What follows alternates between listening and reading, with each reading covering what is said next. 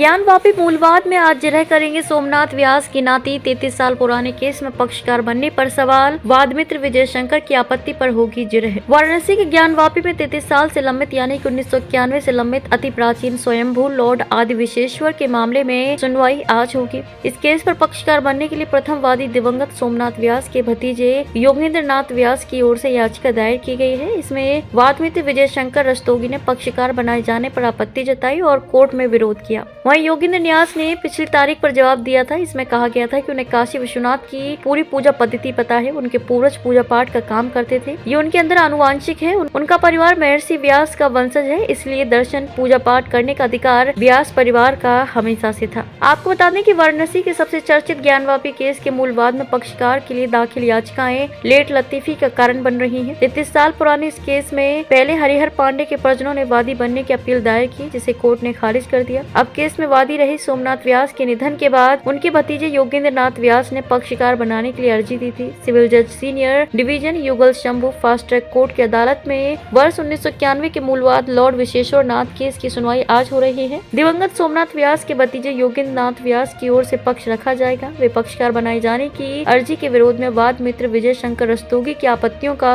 जवाब देंगे। पिछली सुनवाई में वाद मित्र विजय शंकर रस्तोगी ने दलील दी थी कि वादी की ओर से गलत तथ्य रखे जा रहे हैं। महर्षि व्यास को किसी परिस्थितिवश काशी छोड़कर गंगा पार जाना पड़ा था, जिसे अभी व्यासनगर के रूप में लोग जानते हैं, इसलिए उनके वंशज होने का दावा कोरा है। लिहाजा पक्षकार बनाने की अर्जी खारिज की जाए। वाद मित्र ने अपनी आपत्ति दाखिल करते हुए पक्षकार के औचित्य से इनकार किया है। योगेंद्र व्यास ने कोर्ट के सामने अपने परिवार का इतिहास रखेंगे। खारिज हो चुकी हरिहर पांडे के बेटों की याचिका। आपको बता दें कि पिछले महीनों में सीनियर डिवीजन फास्ट ट्रैक अदालत ने हरिहर पांडे के निधन के बाद उनके बेटों को पक्षकार बनाने की अर्जी को खारिज कर दिया था। इस फैसले के खिलाफ जिला जज की अदालत में निगरानी याचिका दायर की गई, जिस पर सुनवाई के बाद उन्हें केस का उत्तराधिकारी नहीं बनाए जाने का फैसला सुनाया था। अपर जिला जज वस्तु एवं अधिनियम की अदालत ने स्पष्ट किया कि ये वाद उत्तराधिकार का नहीं है। केस की प्रवृत्ति में वादकारी का निजी स्थान नहीं है जो उसके उत्तराधिकारी वादी बनाए जाए। वर्ष 1991 के मूलवाद लॉर्ड विशेश्वर नाथ केस अलग किस्म का वाद है, इसलिए हरिहर पांडे के बेटों प्रणय पांडे और करण शंकर पांडे को पक्षकार नहीं बनाया जा सकता।